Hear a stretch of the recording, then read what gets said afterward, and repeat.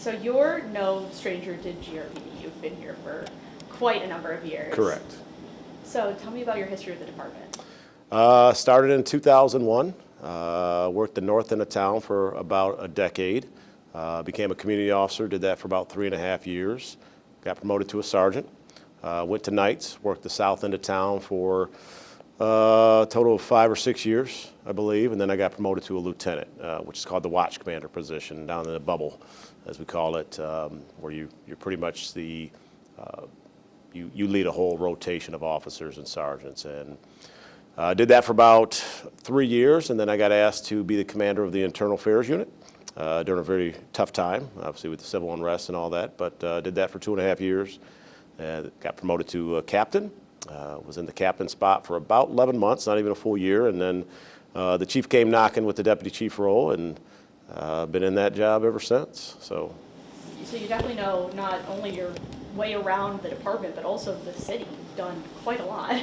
Yeah, I even went to college here. I went to Grand Rapids Community College before I transferred on to Grand Valley, but I've been in the city of Grand Rapids since 1995. So it's, you know, yeah, I know the city a little bit. Homegrown. Yeah.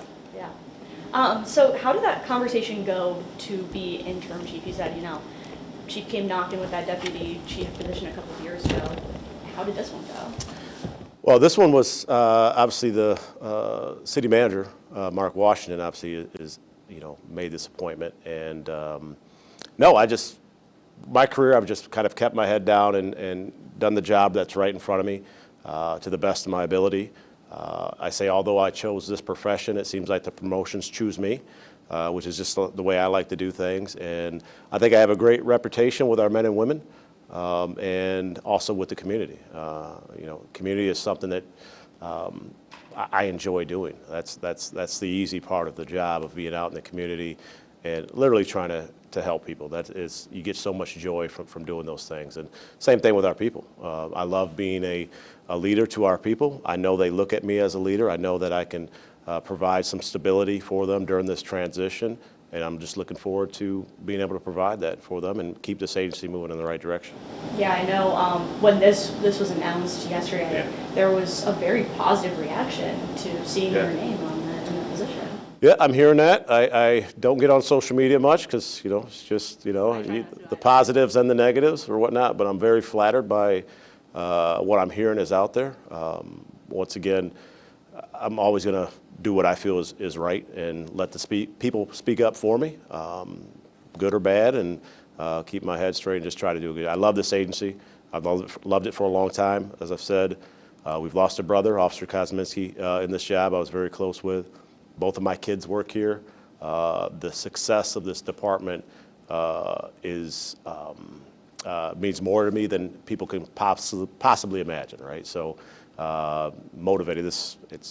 I'm proud of this agency. I'm proud my kids followed my path because it is a great organization and great city.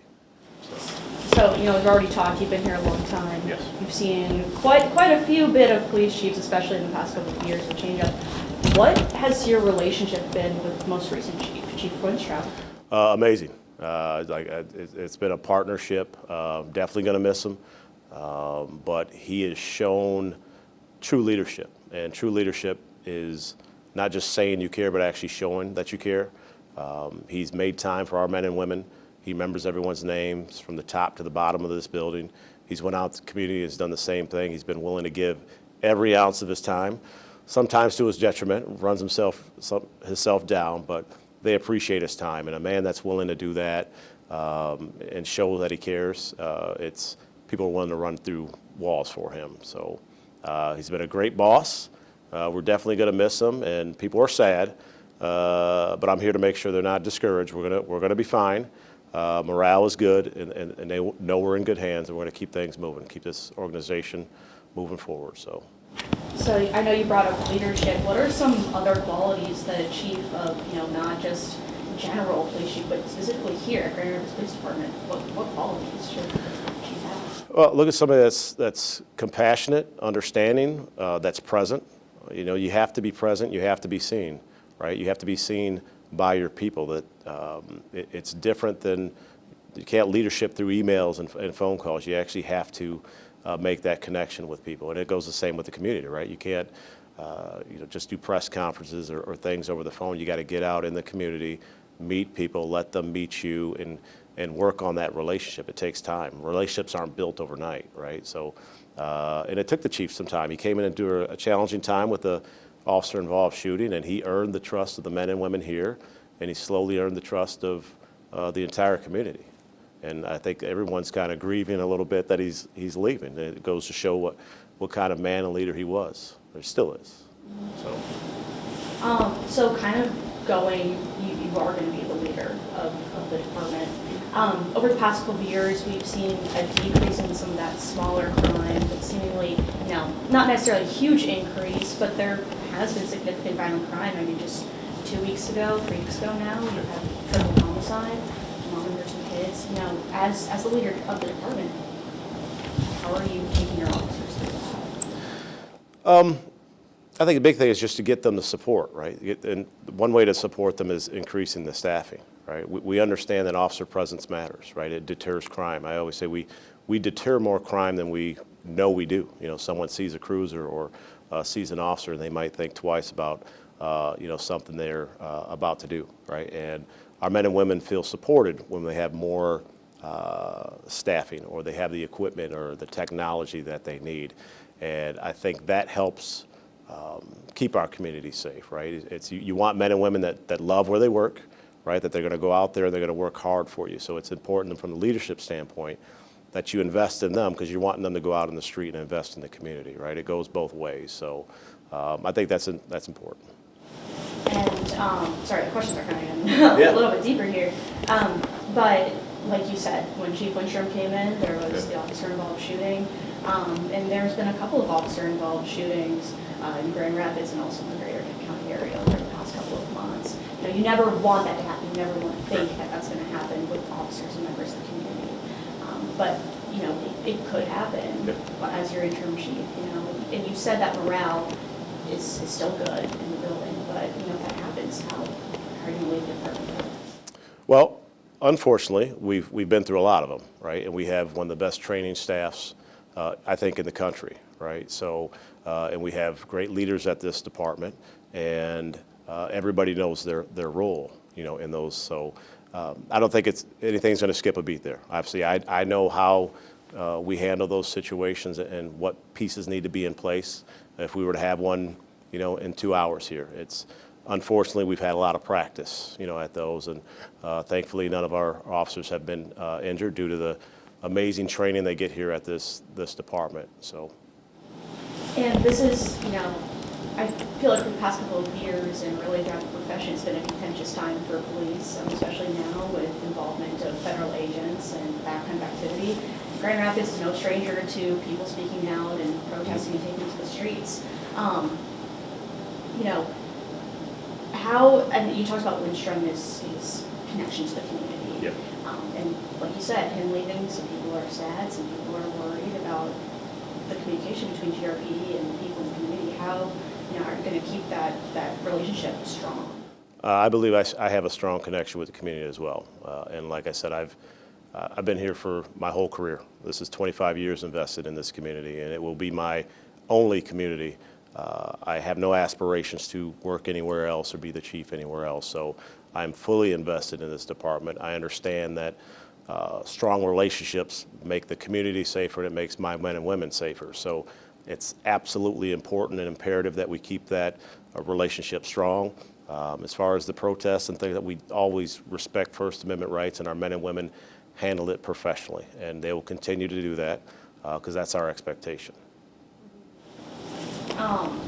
And then also, I know that Colin and I and everyone at 13 obviously were very intimately involved in that situation with the protest a couple of weeks ago.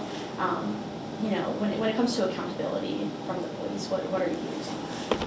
Accountability for our officers? Or just, when the public, when we come to the department and ask for questions, I know, Chief Winstrom would regularly make himself available to answer those questions, especially kind of a couple of weeks ago. No, I think it's accountability, transparency is all important, right? I believe in what we do as an agency. We don't have anything to hide, so willing to sit down, and that's something, to have a relationship with the media is important too.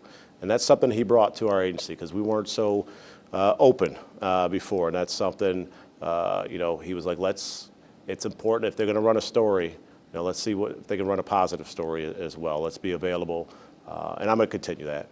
That relationship is something he's built, and I think it's very important for our department to continue that. And no, I feel like I can be an open book with our agency. That's how proud I am of this agency and how they do things, how we do them as an organization, that there's fully transparent, and we're known for holding each other accountable. I worked in the internal affairs unit for 2.5 years, so I saw all the complaints that came into our department during that time, and learned that we do things pretty efficiently, but there's times where we have to have accountability for officers, and it needs to be addressed, but you can still do it with care and concern and redirect, and obviously the goal is to eliminate the behavior from happening again.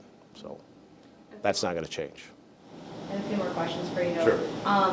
Did you always know growing up you wanted to be a police officer? About 11 years old. I grew up in a domestic violence house where I had to make those 911 calls. The police responded. Didn't feel I had anyone else to turn to. They came in there. I've said in other interviews, they were like Superman swooping in and saving the day for me. I thought that was heroic, and it was something that I wanted to be. I pursued, a baseball career and at the college level, fell short of, major league dreams, but never lost sight of I wanted to be a police officer. And I'm proud that my son is following in my footsteps, because this is a great profession. It's a tough profession, but it's hard on you. You got to have, good people around you, good support, and keep your mental health sharp, because it's going to challenge you. And I know you talked earlier, as the promotions were kind of finding you. It's not like you were, chasing them. But when you started, did you ever think one day you'd be at this level? Absolutely not. I never looked that far ahead, but I've had great mentors. Like I said, I keep my head down. I work hard. I put others first, and they've been my biggest advocates. For promotions, almost shoving them down my throat to a certain extent, which I'm fine with. That's just my style. I let people speak up for me, and that seems to be how my career is going to go. So. Do you have any questions, Colin? You said your kids are in the department? Yes, my son is a officer that we hired last April. He had his first solo patrol night last night. And my daughter is an intern for us with aspirations to get into forensics. So she doesn't want to be an officer on the street, but she wants to be in forensics. She'll be attending Northern Michigan University in the fall. So yeah, like I say, I'm attached to this agency. I'm 25 years in, and my son is just starting. My daughter will have a little bit of break as she goes off to college, but her goal is to come back here and be one of our forensic techs. So, yeah. You said nowhere else you want to be. I don't say never too often, but I will never work for another agency. This is my final chapter, and I'm okay with that. We'll see how long this goes, but fully invested in this department, this city. There will be no other department, trust me. And, I have one final question. It's the question of the hour. It's something everyone's been asking. Do you want to put your hat in the ring for the official job? I don't want to think that far ahead. I just got to keep with who I am. There's a job in front of me right now, and I'm going to do that to the best of my ability. I want to make sure our department morale stays high, make sure there's a smooth transition, that we keep focusing on safety, community engagement. We've got some things planned for trying to get some more community officers this fall, which all depends on the staffing that we're getting, make sure we're recruiting and we're retaining our people. Especially during this transition. Make sure everybody knows we're fine here. We're a great agency. We've been a great agency for a long time. And yeah, just keep things moving. That's short-term goals. So.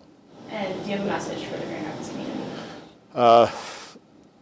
That the level of service is not going to change. And we're always looking to get better, right? So accountability is a piece that we're always going to have. We're going to hold ourselves accountable. And we welcome the community holding us accountable. I think it helps drive our excellence, and I care about this department and this community. I've been here. This is home to me, and the success of this department means more to me than anything. So, like I said, my family is here. I will put everything into making sure this department doesn't skip a beat. Thank you. You're welcome.